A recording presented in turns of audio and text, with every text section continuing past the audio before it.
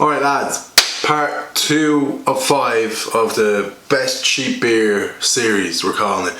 Yesterday we had Carpaccio. I gave it a 7.3 out of 10 on the cheap beer scale. We've got all these different scales going on. You've got stouts and then like pints and pubs and stout cans and then normal beers and cheap beers, but 7.3 on the cheap beer scale would probably be more like a 4 or a 5 on a normal beer scale. So if that helps, then great. Gonna keep these quick enough, hopefully. Second one is TUBORG. Now when I was a young lad, say what, 7-8 years ago, when I was like 18, 19, TUBORG and Dutch Gold were the two kingpins among, say, my age demographic of nice and cheap but didn't taste too bad at the time. Last time I had a can of TUBORG, Jesus, oh man, probably was 20 years old, so maybe 7 years. But I remember I did prefer Dutch Gold over TUBORG. That was my personal choice, so we'll give the TUBORG a go. Again, Carpaccio was yesterday, TUBORG today. Like I said yesterday, no glass here, no fancy stuff. This is how these beers are drank. They are not poured into they are not poured into glasses. So we're drinking them straight from the can. And just in case you're wondering, I do wipe them all down now when I bring them home from the shop. Alright. 4% lager from Copenhagen in Denmark.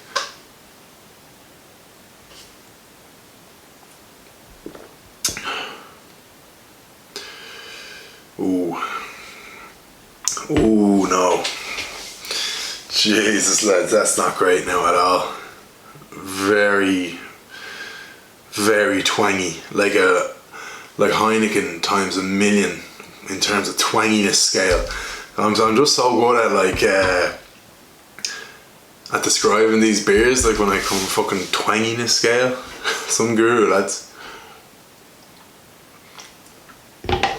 You get this first kind of wave of like the tinny kind of taste from the can, and then you get hit with another just pure twang of an aftertaste, like, and not the good kind of twang either.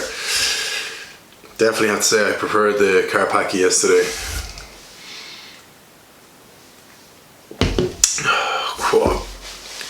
I could probably finish one can, but I wouldn't. When I drank the Carpaccio, I was like, ah yeah, I could drink a few cans of that. I can understand what the young lads would want it, but my taste buds mustn't have changed a whole lot since I was younger. But I don't think I ever liked this, even when I was a young lad, so I'm obviously not going to like it now. But I know it's hugely popular. It was probably the most requested one that I got on the Instagram story thing. But that's just pure gas, pure twang off it. Really can taste the metal from the can coming out of it. And yeah, it just tastes off. There's genuine quality on the can. Genuine shite for me, lads. No offense to any of you young boys who live off the stuff, but I definitely thought the Carpaccio was better. And I know some people probably watch the Carpaccio and go, what are you on about? Like, you'd fucking say anything is nice. The Carpaccio actually wasn't bad. It was a bit lighter or whatever, but this is very heavy, very burpy, very gassy, and very shite. If Carpaccio is a 7.3 on a cheap beer scale, I'm not going to give it like a 1 because it is a cheap beer scale. It's going to get a 4.7. A 4.7 on the cheap beer scale, so normal score would probably, you're talking 2s or 3s, but yeah, I'm not feeling the TUBORG at all, lads, unfortunately. I'm just too old, I think.